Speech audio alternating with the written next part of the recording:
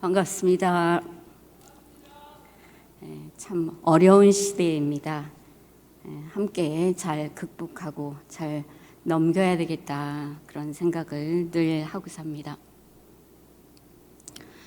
얼마 전 TV 다음이 온다라는 프로그램을 보는데, 네덜란드를 대표하는 저널리스트이며 역사학자인 리트허르 브레흐만 씨가 이렇게 이야기하는 것을 보았습니다. 21세기가 인류 역사상 가장 위험한 세기가 될 수도 있다고 생각한다. 앞으로 우리는 몇 가지 변화를 맞이하게 될 것이다. 가장 중요한 것은 함께 모여서 문제에 대한 인식을 높이고 함께 문제 해결을 위해서 무언가를 하는 것이다. 혹자는 지금을 코로나19로 인한 팬데믹이 가속화시킨 각자 도생의 시대라고 이야기를 합니다.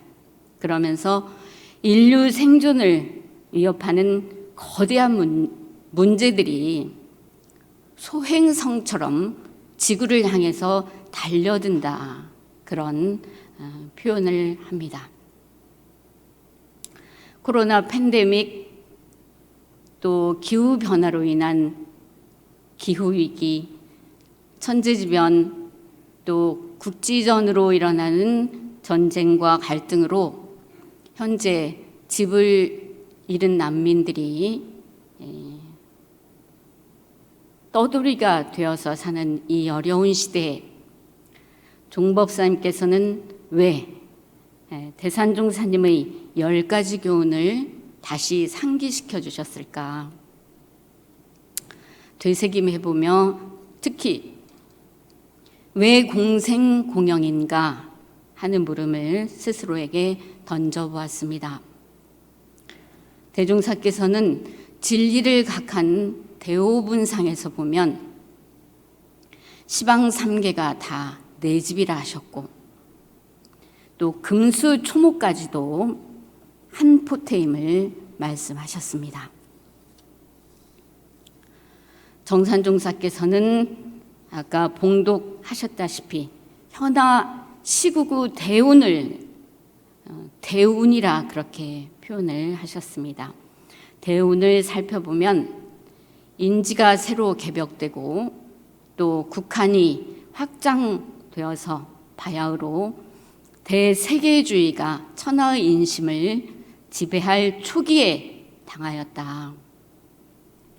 대세계주의는 낡은 국한들을 벗어나서 육도사생이 다 같이 위없는 낙원에서 공존 공영하게 하고야 말 것이다, 그렇게 말씀을 하셨습니다. 이어서 대산종사께서는 대세계주의를 말씀하시기를 이 세계는 인류와 일체 생명이 함께 사는 큰 집임을 알아야 한다. 사생이 내 몸이고 시방을 내 집 삼아서 전 인류가 공생공영하는 길로 나아가지 않으면 안 된다. 시방이 내 집이고 일체 생명이 지친이므로 우리가 함께 공생공영해야 하는 당위성을 우리 세 분 스승님들께서는 이렇게 밝혀주셨습니다.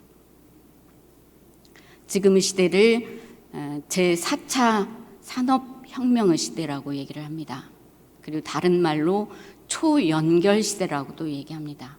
이 초자는 뛰어넘을 초연결이라는 말은 4차 산업혁명의 시대를 특징 짓는 말들 중에 하나인데, 모든 사물들이 마치 거미줄처럼 촘촘하게 서로 연결되어 있는 것을 말합니다. 인간과 인간, 그리고 인간과 사물, 또 사물과 사물이 네트워크로 연결되어 있는 것을 얘기합니다. 불교에서는 우주 만유 일체 만물이 상호 무한 관계 속에 중중무진으로 얽혀 있다라고 얘기합니다. 이렇게 우주 만유 일체 만물이 본래도 서로 중중무진으로 상호 관계를 갖고 있는 데다가 기술의 발달로 유선 무선으로 초연결되어 있습니다. 이러한 상황 속에서 서로가 영향을 주고받으니까 서로 영역을 존중해주고 침범하지 않아야 따로 또 같이 각자의 영역에서 함께 살아가는데 자꾸만 인간이 자연의 영역을 침범하게 되니 옛다 당해봐라. 그러고 코로나19로 자연의 역습이 시작되었다고 해도 틀린 말은 아닐 것이라는 생각이 듭니다. 코로나19보다 더 무서운 것이 있답니다. 2020년 동아프리카에서 시작된 이 메뚜기 때는 브라질, 인도 등 대륙을 넘어서 확산되고 있다고 합니다. 메뚜기 떼는 농작물을 닥치는 대로 먹어치워서 메뚜기 떼가 지나간 자리는 그야말로 초토화된다고 합니다. 농작물 피해는 물론 비행기까지도 뜨지 못하게 되는 그런 사태가 일어나는 곳도 있다고 합니다. 이것은 기후변화로 인해서 메뚜기가 번식할 수 있는 그 환경이 조성되었다는 거죠. 기후변화의 가장 큰 원인은 무엇일까? 문명은 전 세계를 초연결시키고 또 발전시키면서 성장을 하였지만 그로 인해서 겪어야 할 문제들은 단순하지가 않습니다. 전 인류가 국제사회가 함께 나서지 않으면 해결이 어려운 상황입니다.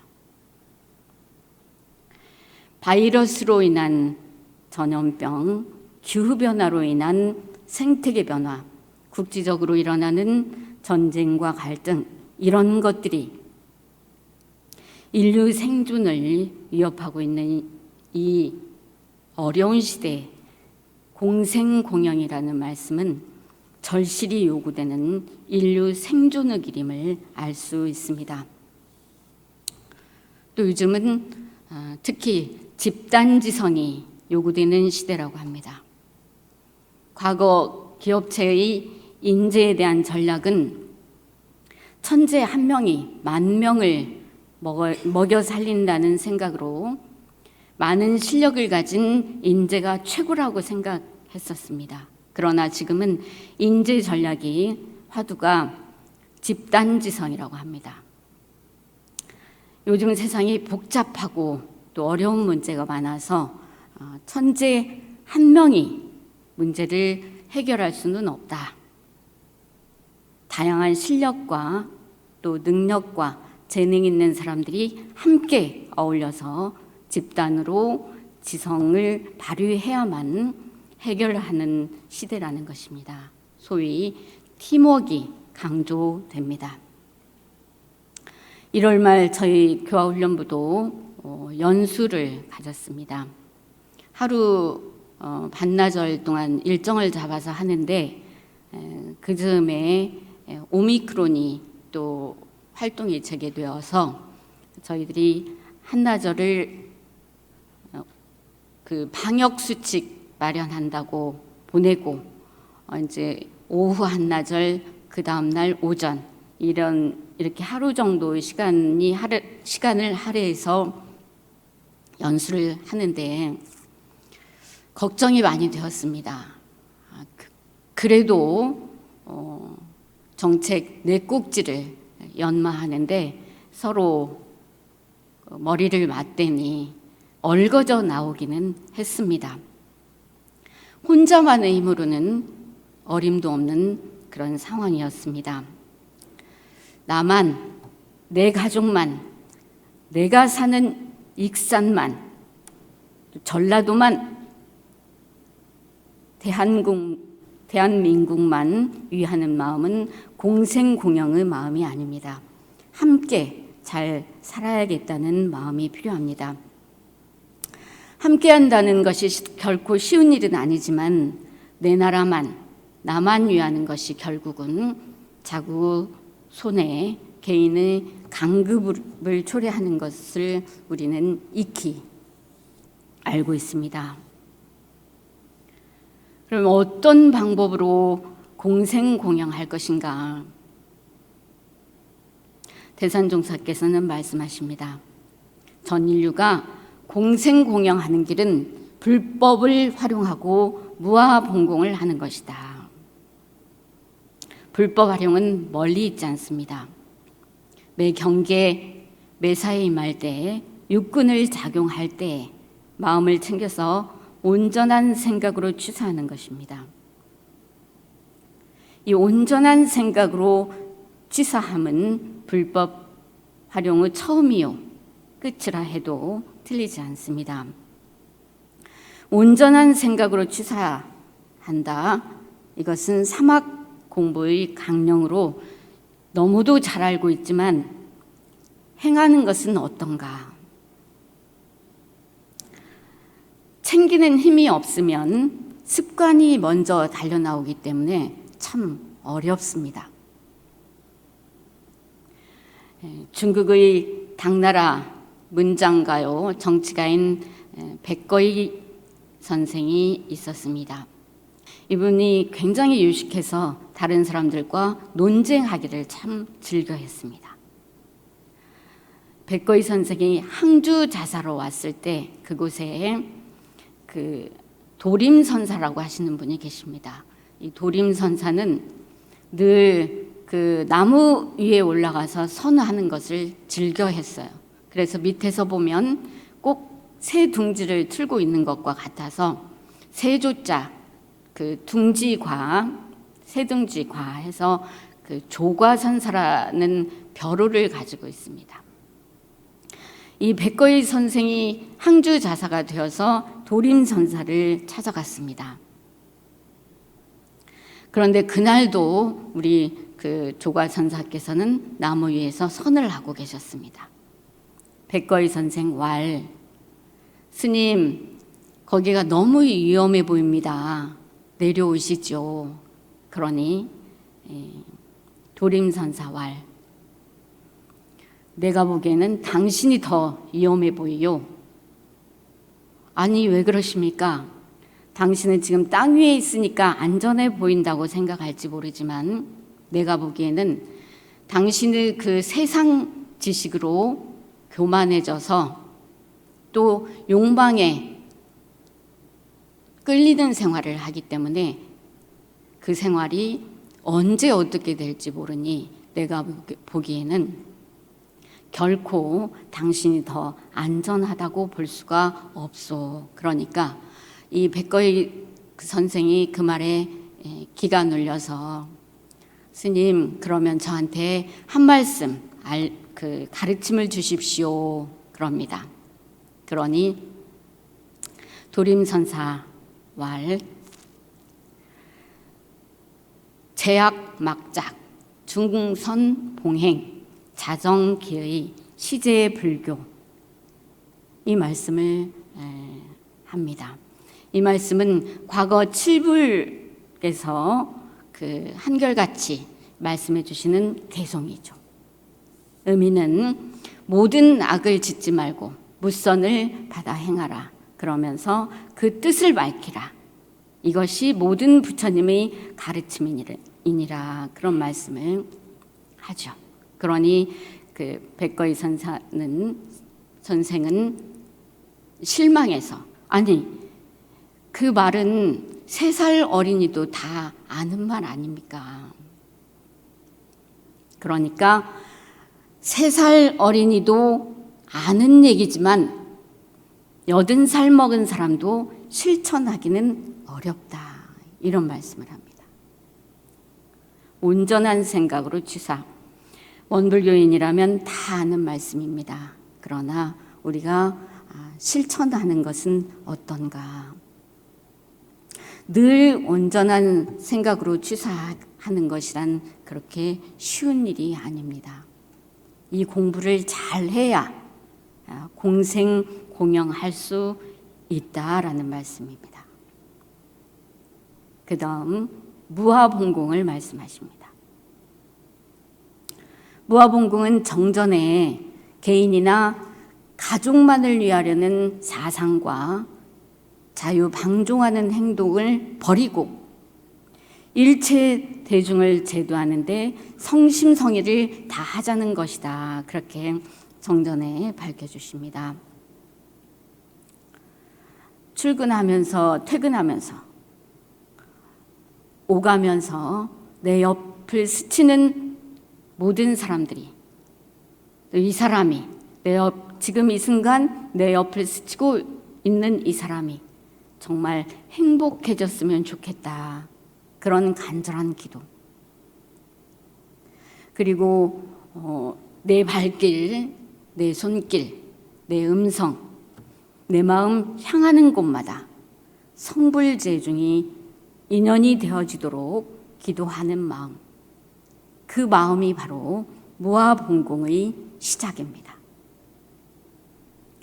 하루를 시작하기 전 이런 심구를 올려야 되겠습니다.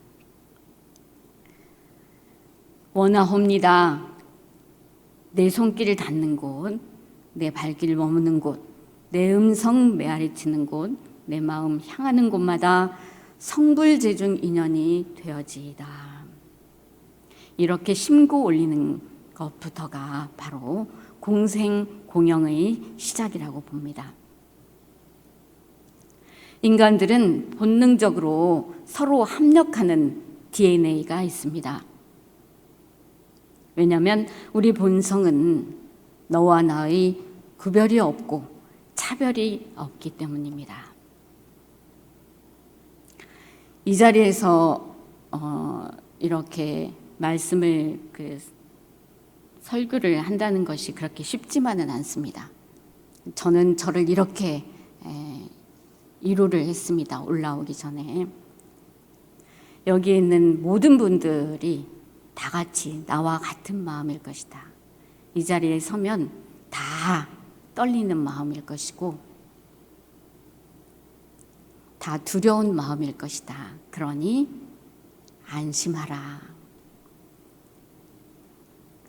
다 같은 마음이니 안심하자. 그리고 올라왔습니다. 그러니 편안한 마음으로 이렇게 말씀을 드릴 수가 있습니다. 그 공생공영하는 마음이 없으면, 동고동락하는 마음이 없으면, 합력하는 마음이 없으면 개인도 사회도 국가도 온전히 유지할 수가 없습니다. 우리는 한 포태, 한 동포이며 한 가족입니다. 서로가 상호작용하면서 무한 관계 속에 있기 때문에 어느 한 곳이 무너지면 조만의 실이 있을 뿐 무너지게 되어 있습니다. 선업이든 악업이든 우리의 일상 생활 자체가 업을 지어가는 삶인데 이왕이면 선한 영향력을 주고받으며 살았으면 하는 마음 간절합니다. 이상 마치겠습니다.